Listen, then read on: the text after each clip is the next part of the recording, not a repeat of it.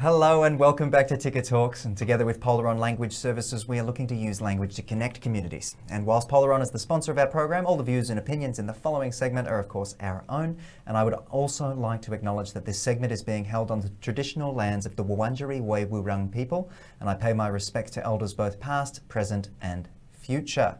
And I am, of course, joined by Director of Polaron Language Services, Eva Hussein. Hello and welcome. Hello, and look what I'm wearing. That's my own Ticker sticker. Oh, did you grab a Ticker badge? I did. There you go. Anyone who comes into Ticker badge.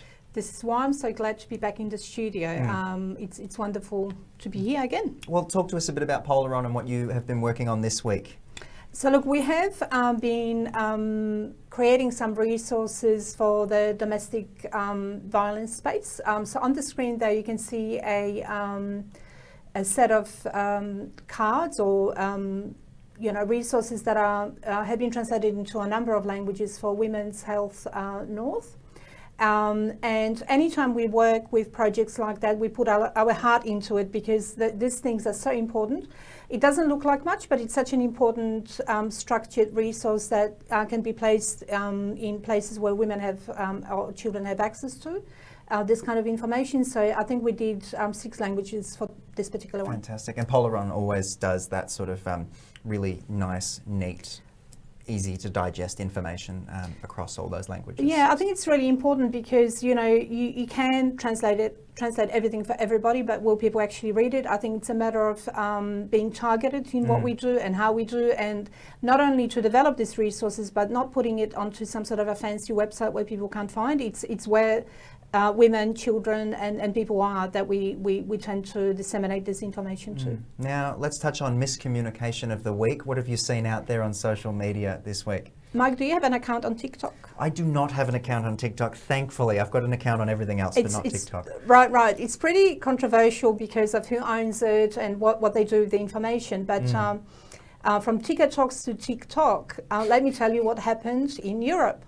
So TikTok has recently been fined €750,000 for not translating their use or acceptance of use. That's it. Yeah. And this is really important because we're talking about consent. So I think it's a blind spot for a lot of organizations where they get people to agree to something that they don't understand. So the regulator in Europe decided that it's not a good thing to do.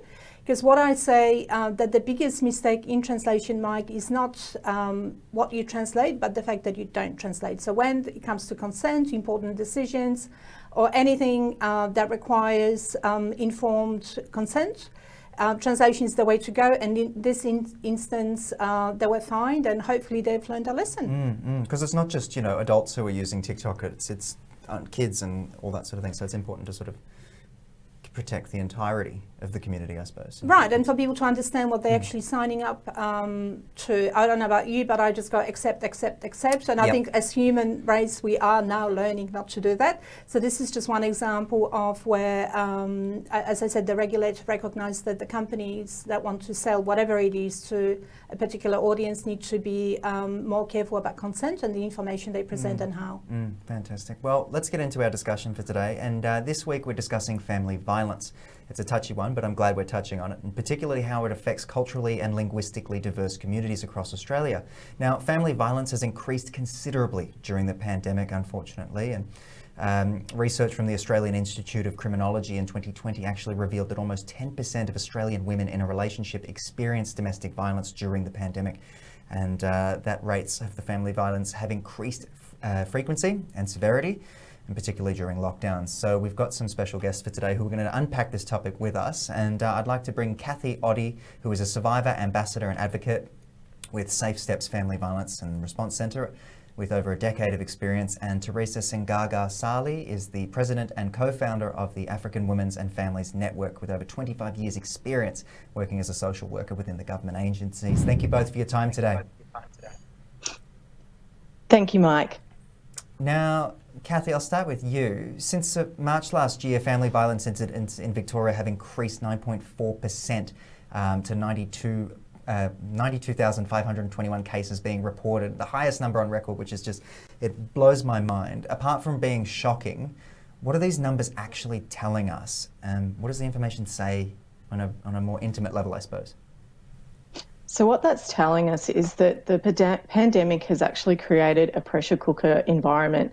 So what we've seen previously in disaster situations such as tsunamis, bushfires, flood circumstances, is that when there's these situations of extreme stress, that family violence statistics after or during those times of disaster will actually increase. So it's not actually that surprising that within the pandemic situation that we've also seen a similar circumstance. The difference between, say, a flood or a bushfire to what we're experiencing over the last 18 months is that it's a prolonged circumstance wherein we're in this constant state of disaster and crisis response. And we're in a particular set of conditions where we're under these lockdowns and also different restrictions when we're not under lockdown. And people are very stressed emotionally, financially, and that translates to in people's home environments that if there already was a situation of abuse occurring, that's actually intensified and exacerbated those factors. And then in some family dynamics, there may not have been a background of abuse, and this might be the first time where abuse has started to happen within that family. And one of the key issues around the pandemic and how that's impacted for people experiencing family violence is that it's also affected how people can access help, because often it has meant if someone's locked in a house environment 24 hours a day with their perpetrator, that their options to actually engage with accessing help from a variety of sources is limited. Teresa, can I bring you in and just ask, are these numbers higher in diverse communities, or is that just a myth that we hear out and about? Could you just take us through a bit about that? For me, I think because I'm not directly working with the family violence environment, but I'm just a community support worker as a social worker, and which is an organized African Women and Families Network, a voluntary organization. And I think we shouldn't be depending on the number from statistics.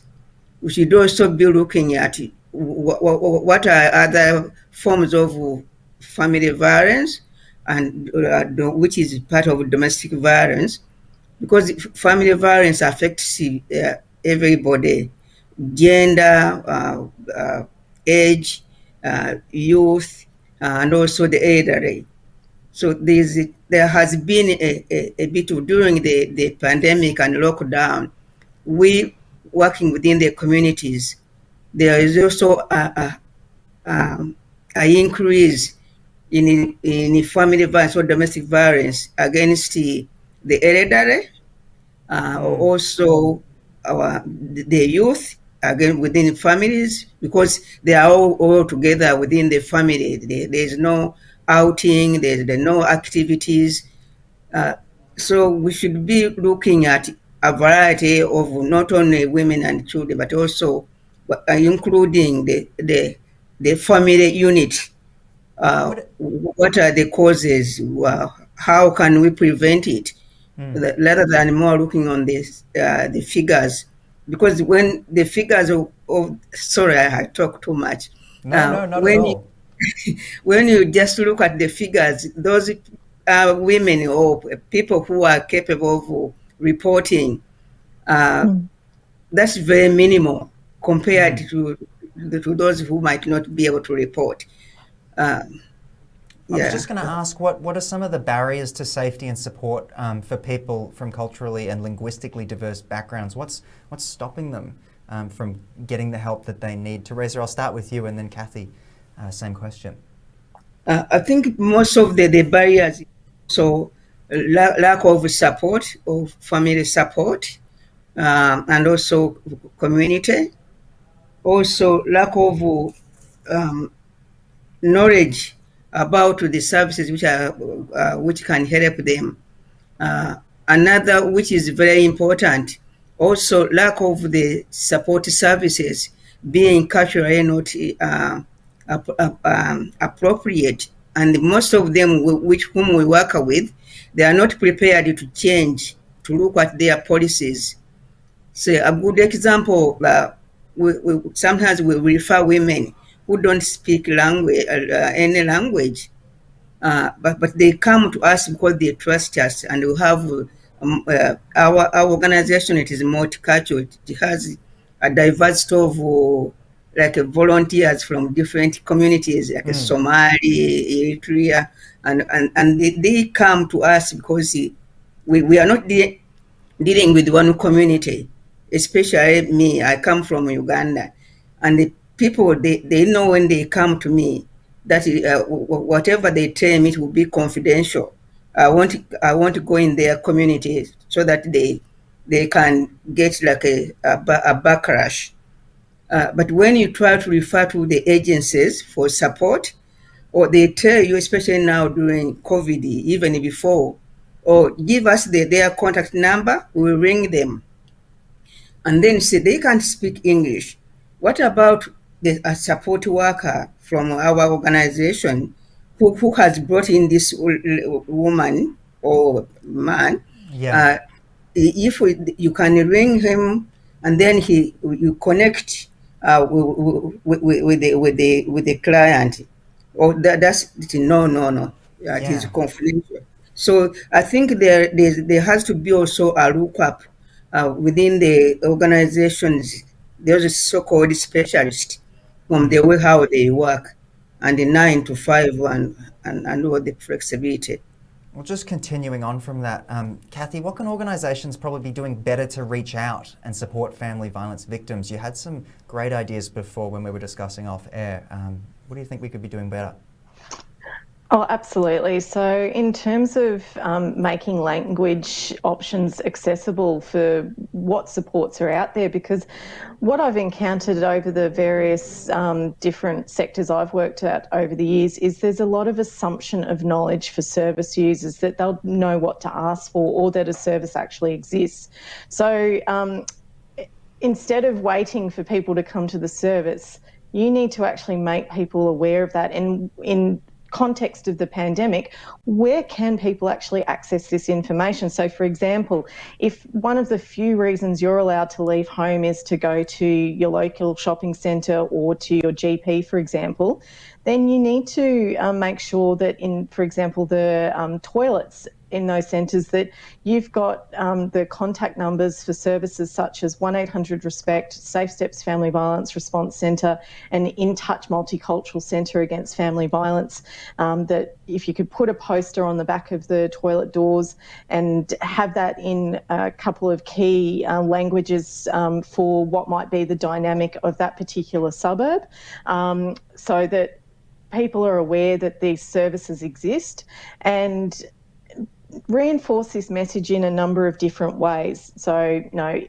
at environments, through different service providers, have it on the automated voice recordings, that there are language options. And it's also being mindful too that people from different culturally and linguistically diverse backgrounds may not even have an awareness that a thing such as a family violence specialist service exists, because it might not be something that existed in their home country. Yeah.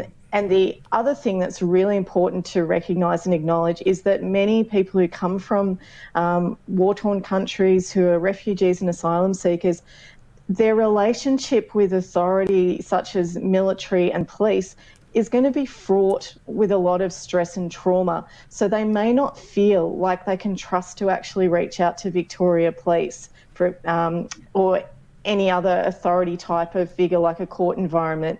And I'm sure Teresa can probably talk to that further. It's unfortunate that we're actually running out of time, but this is an ongoing discussion, and I'm thankful to both of you for coming on the show and sharing your insight. Thank you both for your time today. Can I say one point, please? What the organization can do to help those victims from colored communities engage in co-designing that promotes safety and diversity.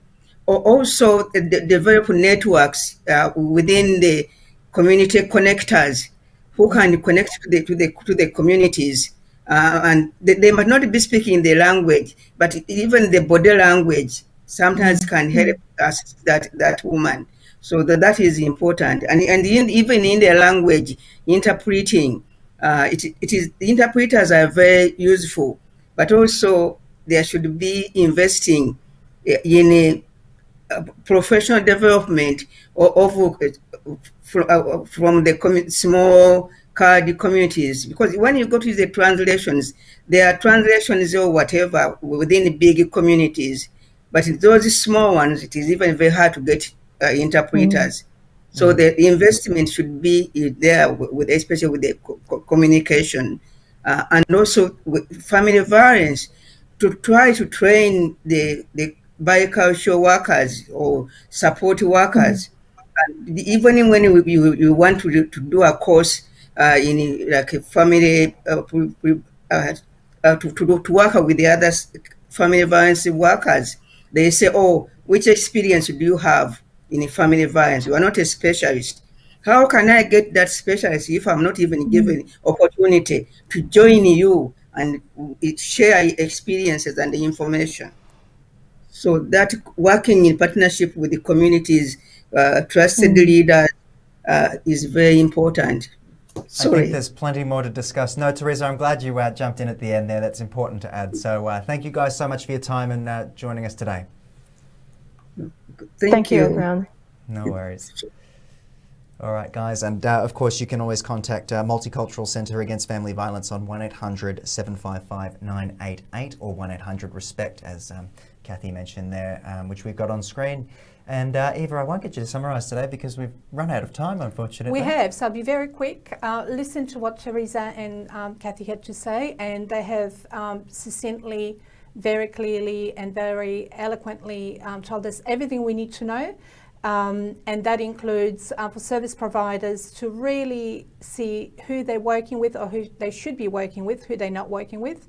There's lots of resources out there. It's about connecting those communities to that information. Done and done. Fantastic. Thank you so much for bringing such great guests and topics as always. Thank you. Now, guys, if you have any questions about how to reach your multicultural audiences, get in touch with the team over at Polaron, and the contact details are on the screen.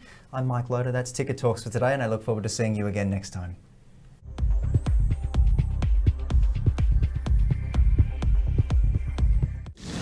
The news stream never sleeps. As the sun rises above Melbourne, New York rings the final bell. Then Singapore comes online and Hong Kong's in play. The Middle East pushes for change and Europe makes its move.